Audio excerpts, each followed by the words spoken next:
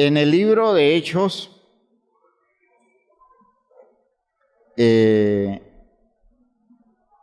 leemos el último momento, según el escritor. Este libro se le atribuye al evangelista Lucas. El último momento de Jesús aquí en la tierra. Dice entonces, versículo 6, Hechos 1:6. Entonces los que se habían reunido le preguntaron diciendo: Señor, ¿restaurarás el reino a Israel en este tiempo? Fíjense ustedes que le están haciendo preguntas identificándolo como el Mesías, como el hijo de David, que restaura el reino liberando a su pueblo del dominio opresor de Roma. Así lo esperaban ellos. Y le dicen a Jesús: bueno, ya resucitaste, ahora debes seguir la restauración del reino porque tú eres el Mesías, hijo de David, el Hijo de Dios, por tanto eres el prometido. Y él les contesta y les dijo: no os toca a vosotros saber los tiempos o las sazones, es decir, la época precisa, el momento especial de la humanidad para que ciertas cosas se den. Eso no les toca a ustedes saberlo, a esos tiempos y sazones que el Padre puso en su sola potestad. Pero recibiréis poder cuando haya venido sobre vosotros el Espíritu Santo, y me seréis testigos en Jerusalén, en toda Judea, en Samaria y hasta lo último de la tierra. Y habiendo dicho estas cosas, viéndolo ellos, fue alzado y le recibió una nube que le ocultó de sus ojos. Ya, subió y dice el texto que lo recibió una nube y la nube lo tapó, lo ocultó de los ojos de ellos. Es una experiencia sorprendente, ¿no? Debió ser para los apóstoles una experiencia escandalosa. Y estando ellos con los ojos puestos en el cielo, entre tanto que él se iba, he aquí se pusieron junto a ellos dos varones con vestiduras blancas, los cuales también les dijeron: varones galileos, ¿por qué estáis mirando al cielo? ¿Por qué estáis mirando al cielo? Este texto es extraordinario. Este mismo Jesús que ha sido tomado de vosotros al cielo, así vendrá como le habéis visto ir al cielo. Imaginen ustedes cómo quedaron ellos de impactados. A ellos los impacta que Jesús se vaya y suba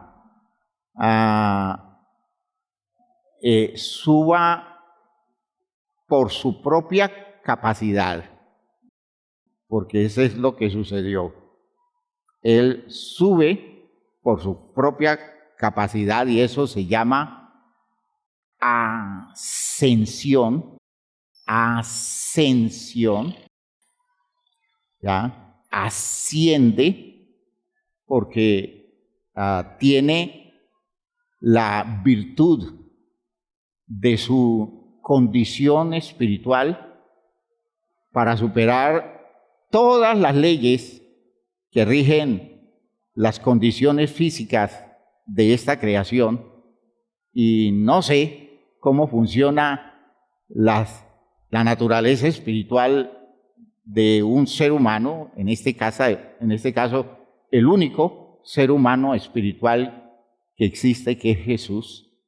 Los demás seres humanos o estamos muertos o somos seres humanos físicos. Nosotros no podemos ascender, porque la gravedad no nos lo permite, ¿ya? Jesús pudo ascender, demostrando que tenía una virtud corporal que lo colocaba por encima de nuestra dependencia a las leyes de la naturaleza. ¿Ve? Y dice, ellos escandalizados, mirando cómo detrás de una nube se oculta el Señor, se fue el Señor. Y aparecen estos dos varones y les dicen, ¿ustedes por qué miran al cielo? Este mismo Jesús, dice así, la expresión es muy significativa, este mismo Jesús que ha sido tomado de vosotros al cielo, así vendrá como le habéis visto ir al cielo. Es decir, Él va a venir y va a venir de la misma forma que se fue. Y esa expectativa es la gran expectativa cristiana del regreso de Jesús. Esa es la expectativa que cantábamos en el himno Un día Cristo volverá y muchos otros himnos, ¿ya? Que sería bueno pudiéramos ir encontrando, digamos, claridades en la canción apostólica para ir refrescando la mente y el corazón en la expectativa de fe que tenemos de el regreso del Señor Jesús. Cuando la Iglesia entiende esto, cuando la Iglesia ha reflexionado todo esto, porque todo esto es la experiencia de la Iglesia testificando su conocimiento de la grandeza de Jesús. Jesús fue un hombre que creció evidenciando cada día más y cada día más el hecho de que se dispuso voluntariamente, con esfuerzo y con disciplina, para confirmar todas las promesas de Dios hechas a la humanidad y prometidas para que se manifiesten a través de seres que le creen a Dios y le obedecen a Dios, de modo que las promesas de Dios se cumplen en ellos y se confirma el propósito de Dios en relación con el plan de salvar a los seres humanos,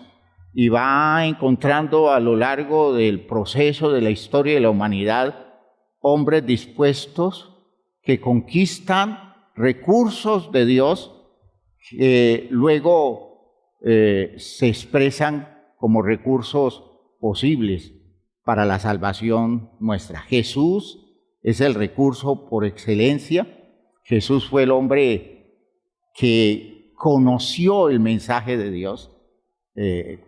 Jesús fue un hombre que desde muy temprano se interesó por estudiar la revelación de Dios, la palabra de Dios. Desde niño tenía esa inquietud por la palabra de Dios y fue entendiendo todas las promesas de Dios a través de ese reconocimiento de que en la propuesta de Dios se estaba esperando el surgimiento de un hombre que le diera la medida a la propuesta divina de ser la persona que abriera para el resto de los seres humanos todos los territorios de la gloria de Dios, todos los territorios maravillosos del poder y la grandeza de Dios para las posibilidades de salvación de los seres humanos, personajes que se identifica en la fe de Israel como el Mesías,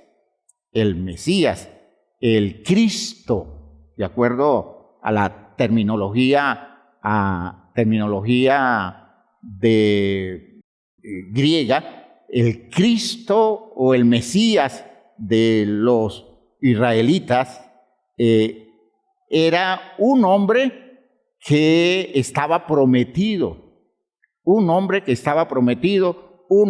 que iba a dar una medida extraordinaria y que iba a tener unas características especiales, y toda la fe de Israel venía desarrollándose alrededor de la expectativa del surgimiento de ese hombre que estaba pronosticado con claridad profética, elementos muy decididos de quién debía ser esa persona y cómo debía expresarse o manifestarse, de qué territorio debía venir, con qué características. Era ya un proyecto divino que venía, digámoslo así, preparándose a lo largo de siglos.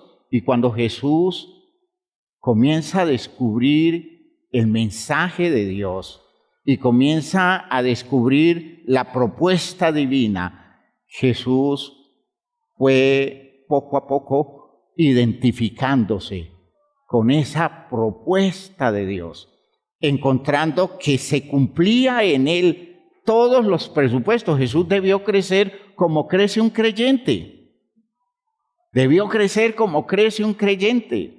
Y entonces él se identificó con esa verdad extraordinaria de ser reconocido como un descendiente de David, pertenecía a la familia davídica. Jesús de pronto descubre las grandes verdades de la revelación de Isaías acerca del siervo sufrido de Jehová y comienza a identificarse con ese Mesías, con ese Cristo que venía a asumir mediante el sacrificio y la entrega y el esfuerzo de su vida, venía a asumir la salvación de sus hermanos, la salvación de su pueblo. Y él prefirió ser el siervo sufrido de Jehová en cambio de quedarse en la conformidad de ser el descendiente de David. De modo que fue confirmando su condición de Mesías con el paso del tiempo, descubriendo que Dios le estaba dando los recursos para que en la vida de él se cumpliera todos esos presupuestos. Gloria a Dios.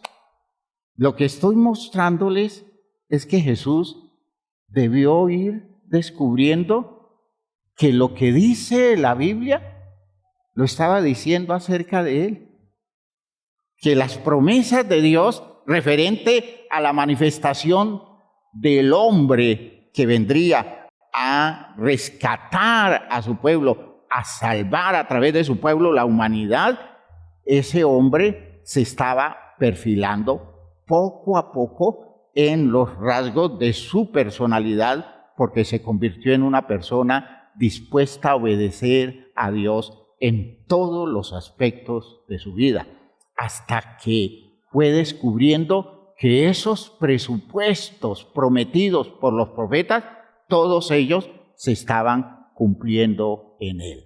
Jesús llegó un momento en que descubrió que su actitud lo había convertido en el Mesías prometido, y llegó el momento en que se dio cuenta que debía asumir una postura de responsabilidad, y esa postura de responsabilidad lo llevó a la cruz del Calvario, lo llevó a morir aceptando todos esos presupuestos de Dios, aceptando en obediencia todo lo que demandaba eso de obedecerle a Dios, y se dio cuenta que detrás de todo eso venía la confirmación, la certificación de que en él se había cumplido el programa de Dios hecho de antemano, prometido por los profetas y establecido durante siglos en expectativa en Israel, que en la vida de él se cumplía, y eso se confirma cuando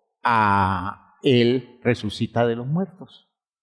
Jesús se levanta de los muertos y Jesús se da cuenta que todos los presupuestos de Dios se habían cumplido en él. Y él descubre que él es el Mesías, confirma que es el Mesías y se dedica a preparar a sus discípulos para que pudieran entender que de allí en adelante todo lo que se diera se iba a dar bajo el auspicio de Dios, con todos los recursos de Dios a través del ministerio de él, un ministerio que iba a estar vigente en él desde los cielos. Gloria a Dios.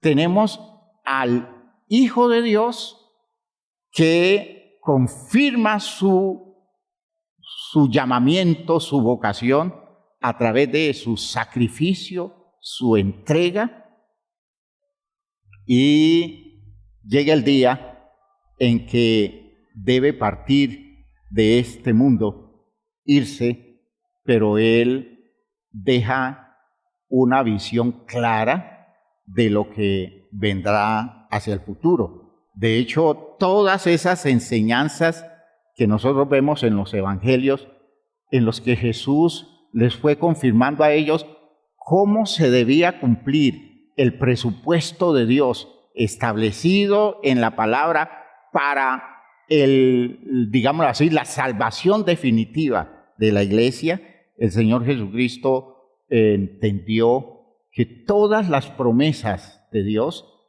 estaban dispuestas para cumplirse a través de él en medio de la iglesia. Gloria a Dios.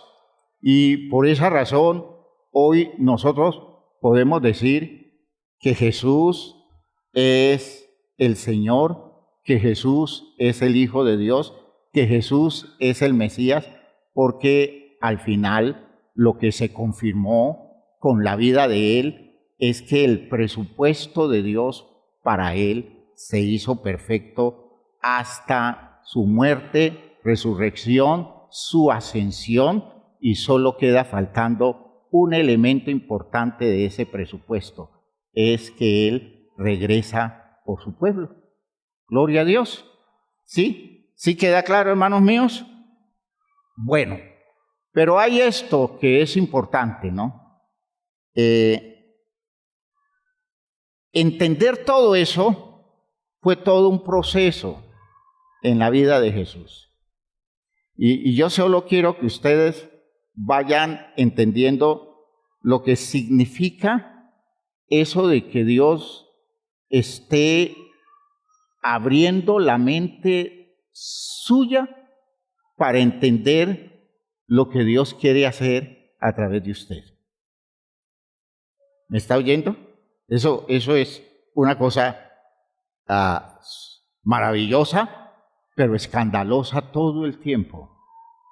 Es decir, cuando usted, como creyente, se da cuenta que Dios lo ha llamado para algo y que la mente suya se va abriendo por la obra de Dios a través del Espíritu, la mente suya se va abriendo y usted va entendiendo, primero, que hay un propósito de Dios con la vida suya. ¿Ya? Eso es maravilloso. Que uno descubra que Dios tiene un propósito claro con la vida de uno. Ahora, cuando a uno le dicen, sí, es que Dios tiene un propósito con usted, pues sí, es una idea bonita, pero realmente a la mayoría de la gente no le dice nada, porque la gente no se pone en la tarea de indagar, de profundizar y de descubrir qué es lo que Dios quiere hacer con la vida de ellos. Dios tiene un propósito con cada uno de nosotros. Cuando Dios nos llamó a la iglesia, Dios nos llamó para algo definido. ¿Me está oyendo lo que estoy diciendo? Dios nos llamó para algo definido. Dios no nos llamó en una forma incierta para que hagamos cualquier cosa. Dios nos llamó con finalidades concretas y debiéramos nosotros haber indagado con tiempo, llegando a la iglesia, disponiéndonos a descubrir qué quiere Dios conmigo, qué quiere Dios con usted. Eso fue lo que hizo Jesús. Eso fue lo que hizo Jesús. Jesús entonces fue descubriendo los grandes propósitos de Dios con la vida de él, los grandes planes. Jesús fue entendiendo qué podía él hacer con los recursos que entendía Dios había desplegado a favor nuestro, cómo podía usarlos, cómo podía manejarlos en su disposición de servicio y de entrega. Era un hombre que entonces fue descubriendo cosas más grandes de Dios a través de la vida de él. Aleluya. Cosas cada día más grandes. Y llegó un momento en que, entendiendo todo lo que esperaba el futuro de la fe de Israel, el Señor Jesucristo entonces comienza a trabajar en sus discípulos la claridad de esa revelación que en él fue cada vez mayor. Jesús entonces debió entender una promesa maravillosa que había en el Antiguo Testamento, ¿ya? Para la manifestación del Mesías en el tiempo en que el Mesías se revelara. Y tiene que ver con la idea de un hombre que debía venir, según la fe de los creyentes de Israel, un hombre que debía venir a enfrentar todas las fuerzas del poder de este mundo, y Dios, derrotando todas esas fuerzas del poder del mundo, darle a través de él a su pueblo el gobierno y el derecho eterno para estar al frente del propósito divino. Ese personaje en la Biblia se define como el Hijo del Hombre. El Hijo del Hombre. Y ese personaje está revelado en el libro de Daniel. Busquen el libro de Daniel. Daniel, en el capítulo 7.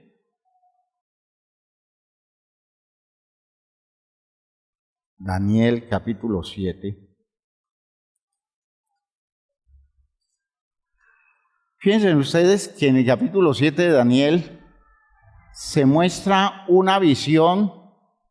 Daniel tiene una visión y ve 4 bestias. 4 bestias poderosas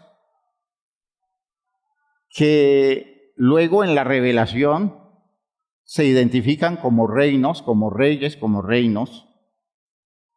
Y son reinos que se toman como reinos que someten, que destruyen, que aniquilan, por eso se identifican como bestias, ¿ya? Más que seres humanos o que estructuras sociales humanas, son estructuras bestiales, destructivas, dañinas. Y esas bestias atacan y destruyen al pueblo de Dios. Luego, en la visión, Daniel descubre que aparece un personaje. en medio de toda esa visión, de todo eso que él entendió en las bestias, no vamos a hacer el análisis de todo eso que está allí, sino a dónde lleva la visión, cuál es el objetivo de la visión. Dice en el versículo 13, miraba yo en la visión de la noche, y he aquí, con las nubes del cielo, venía uno como un hijo de hombre, que vino hasta el anciano de días, un personaje que allí se identifica como el anciano de días, es la forma de presentar a Dios, cuando en las profecías y en el Apocalipsis se presenta a Dios como revelado. Dios siempre se presenta sentado en un trono. Dios nunca se presenta de pie. La revelación de Dios es la revelación de alguien que está sentado en un trono. En Isaías, en el capítulo 6, la visión que tiene Isaías de Jehová es que vio a Jehová sentado en un trono. Siempre la revelación de Dios es la de alguien sentado en un trono. Y entonces ese anciano de días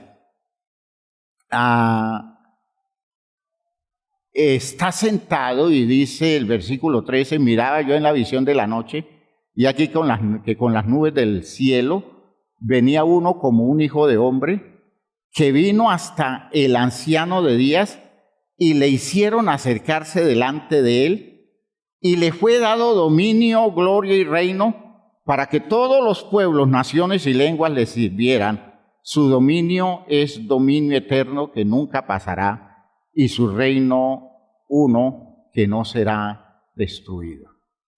Esa visión de un hijo de hombre que llega hasta el trono de Dios, y Dios le da el reino, el dominio, como un dominio que va a permanecer para siempre, un reino que va a permanecer para siempre. Ese personaje se identifica como el Hijo de Hombre que va a venir al final de los tiempos a juzgar, a someter a todos los enemigos del pueblo de Dios, a todos los enemigos de Dios, los va a someter y va a darle al pueblo una reivindicación, una salvación, un rescate de todas esas fuerzas malas. Ese personaje llamado Hijo de Hombre es una promesa mesiánica que en la época de Jesús los israelitas lo estaban esperando, ¿ya? Es una de las formas como esperaban la manifestación del Mesías. Fíjense que eran muchas formas como esperaban la manifestación del Mesías. Por un lado, esperaban a un hijo de David, descendiente de David. Por otro lado, esperaban a un siervo de Jehová que iba a venir y en su disposición y su sabiduría iba a entregar su vida a favor del bienestar de su pueblo. Por otro lado, estaban esperando uno que se pareciera a Moisés. Otros estaban esperando a alguien que se identificara con la condición, digamos, gloriosa de ¿cómo les explico? Como la manifestación poderosa de un descendiente, es decir, una representación de Enoc. Enoc, el personaje de la Biblia en el Antiguo Testamento, que iba a regresar e iba a identificarse como el siervo que iba a darle a la humanidad una nueva oportunidad. Se hablaba de un Mesías que venía como a resistir la condición negativa del primer Adán, y por eso debe aparecer un nuevo Adán que le dé a la humanidad una nueva oportunidad. Y por eso usted en 1 Corintios 15 oye a Pablo decir que el primer Adán era carnal, mortal, era un hombre de esta creación, el segundo Adán, que es del cielo, es el Señor. Fíjense que todas esas visiones mesiánicas, todas se aplicaron a Jesús. Y por eso lo sorprendente de esto es que Jesús primero comenzó a creer en la realidad del Hijo de Hombre como una expectativa. Él como creyente desarrolló la expectativa y luego lo sorprendente es que él descubre que el Hijo de Hombre prometido es él. Aleluya. ¿No lo ven interesante el asunto? ¿Ya? Lo predica. Y por eso usted lee en la Biblia, en el libro de Mateo, en el texto que nosotros mencionábamos en la lectura, Mateo en el capítulo 24,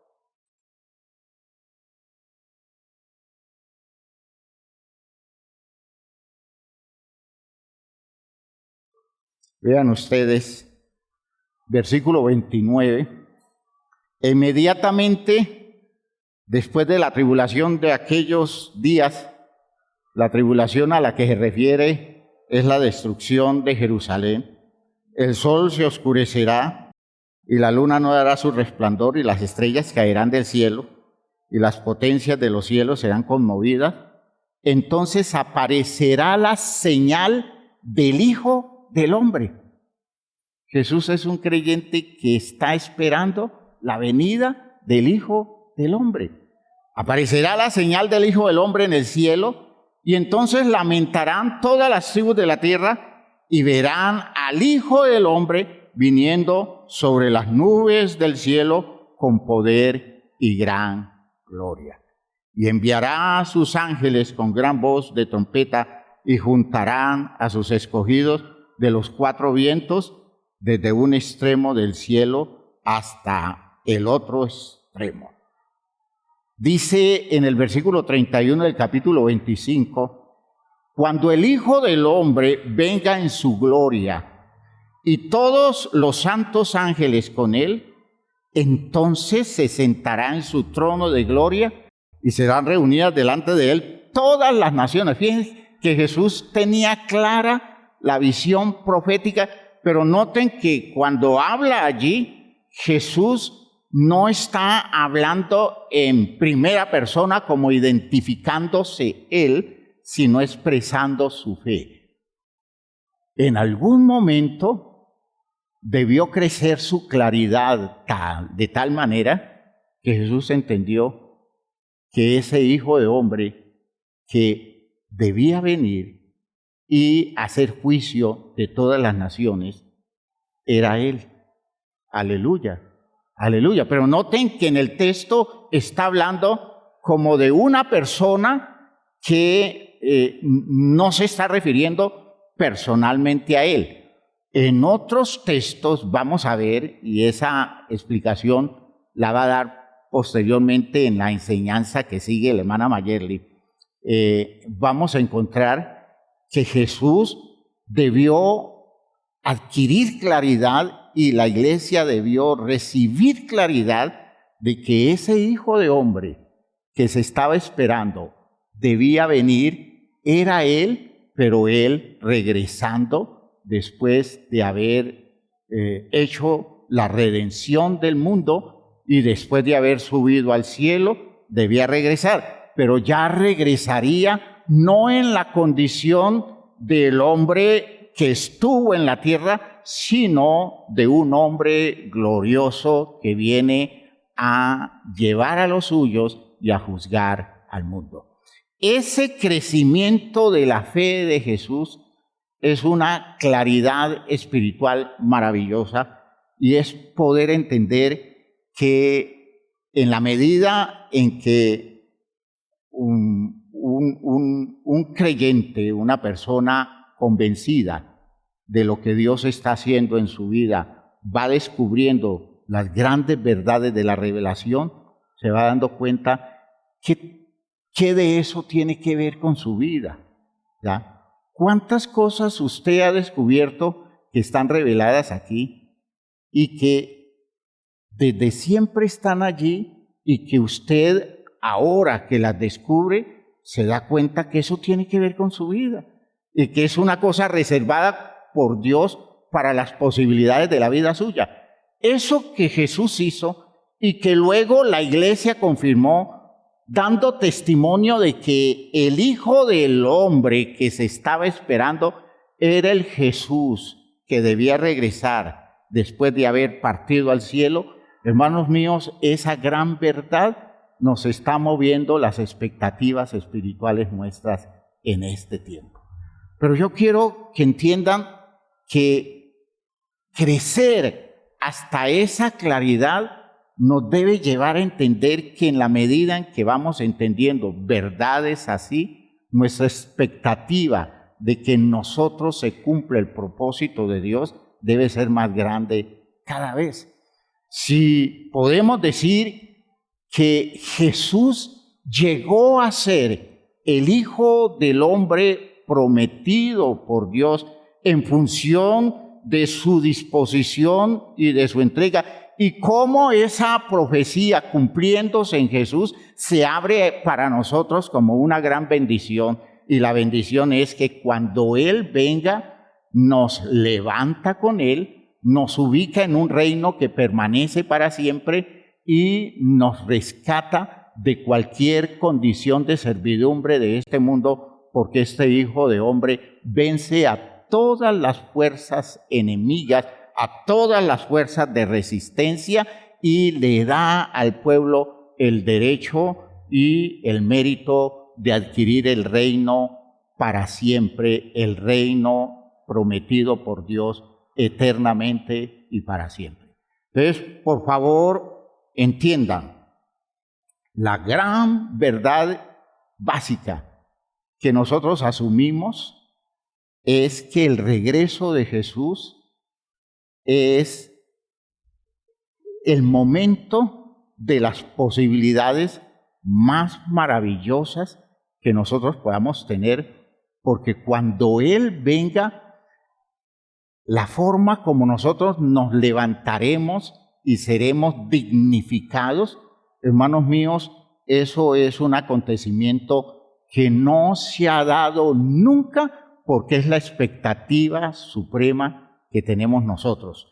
En esa visión de Daniel, y esto lo voy a dejar allí en ese punto, en el capítulo 7, dice en la explicación de la profecía, dice todo lo que hacen las bestias, todas esas fuerzas malignas, y dice el versículo 22, hasta que vino el anciano de días y dio el juicio a los santos del Altísimo, y llegó el tiempo y los santos recibieron el reino.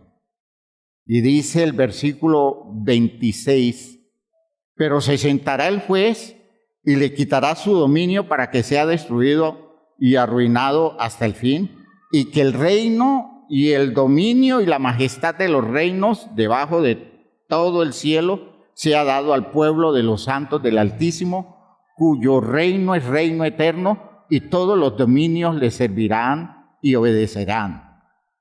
En esa visión está la expectativa del regreso de Jesús. Jesús viene a darnos a nosotros el mérito de un reino que permanece para siempre. Jesús viene a abrir ante nosotros la posibilidad de que nosotros lleguemos a adquirir las condiciones de dignidad a la que hemos sido llamados en el reino eterno de Dios. Es decir, el comienzo de nuestra condición de dignidad y de gloria se establece con la venida de Jesús. Por eso su regreso es la expectativa suprema nuestra, porque su regreso nos va a dar la oportunidad de estar en el lugar del poder, de la autoridad y del gobierno de todo el programa eterno de Dios. Hermanos míos, el Señor Jesucristo no simplemente regresa para cumplir su promesa, sino que regresa, y con el regreso de Él a todo este sistema como está, desaparecerá, y lo único que permanecerá será la vigencia del reino de Dios, en el cual usted y yo vamos a tener el mérito de reinar con el Señor Jesucristo para siempre. Gloria a Dios. ¿Ha quedado clara la idea? Cuando nosotros decimos estoy esperando al Señor Jesucristo, lo que estamos diciendo nosotros es estoy esperando la consumación de todo esto. ¿Por qué? Porque el Señor Jesucristo es el Hijo de hombre prometido. Cuando usted lea en los evangelios esa expresión relacionada con el Hijo de hombre, del hombre, piense que está haciendo referencia a la identificación más grande y más digna y más poderosa y majestuosa que se pueda dar del Señor Jesucristo. Solo que el término es un término que hace que no se vea bien, porque se dice Hijo del hombre. Pues ese Hijo del hombre con ese título está señalando un ser humano que tiene todo el poder y la gloria de Dios para dominarlo todo, para someterlo todo. Gloria a Dios. Y ese Hijo de hombre es aquel que esperamos y que está justificando nuestra esperanza, porque cuando Él venga, los que hayan muerto se levantarán. Ya lo analizaremos. Cuando Él venga, los que estén vivos serán transformados, y todos, encontrándonos con Él, vamos a entrar a la condición gloriosa a la que Dios nos ha llamado, nos ha prometido y se va a cumplir perfectamente. ¿Cuándo será eso? Lo estamos esperando. ¿Ha quedado claro, hermanos míos? Pónganse de pie, por favor. Pónganse de pie.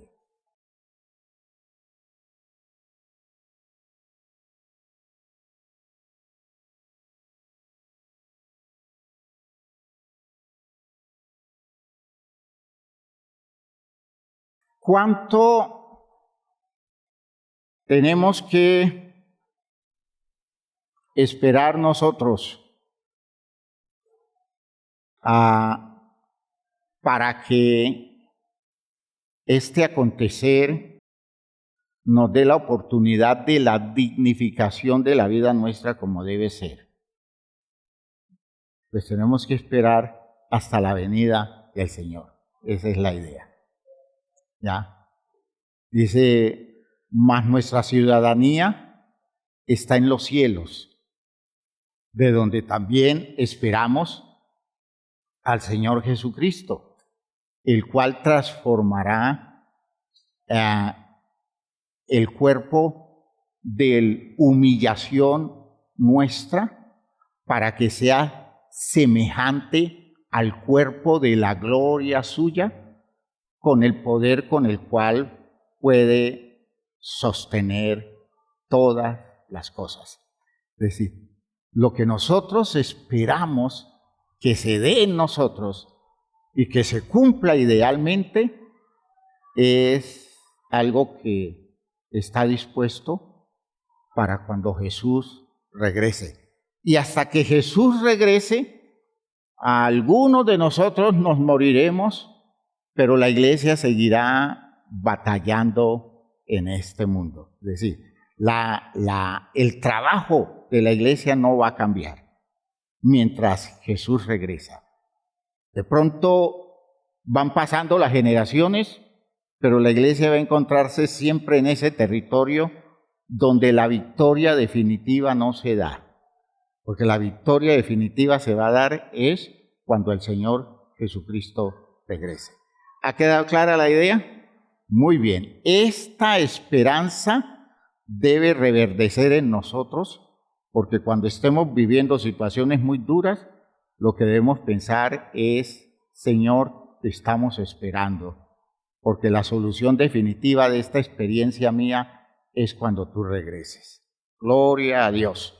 Oremos y pidámosle al Señor que nos ayude a entender muy bien esto y a ir recreando nuestra expectativa en función de un interés, porque el Señor Jesucristo regrese. ¿Por qué? Porque el Señor Jesucristo es el Hijo del Hombre, que no solo los judíos están esperando, sino que la iglesia está esperando. Padre eterno, te damos gracias por tu palabra, gracias por tus razones, gracias por este trato que nos das a través de la enseñanza, Señor, de tu verdad. Despierta en nosotros la sensibilidad que necesitamos. Danos a nosotros claridad, objetividad para manejar todo esto con disposición de corazón, con sinceridad y con buen ánimo, Señor. Ayúdanos a descubrir el secreto de nuestra expectativa, de nuestra esperanza, de nuestra confianza en el regreso de tu Hijo amado, Señor. Ayúdanos a entender esta verdad. Ayúdanos a disponer nuestro corazón para que todo esto tenga cuerpo y tenga sentido en nosotros. En el nombre glorioso de nuestro Señor Jesucristo. Amén. Amén.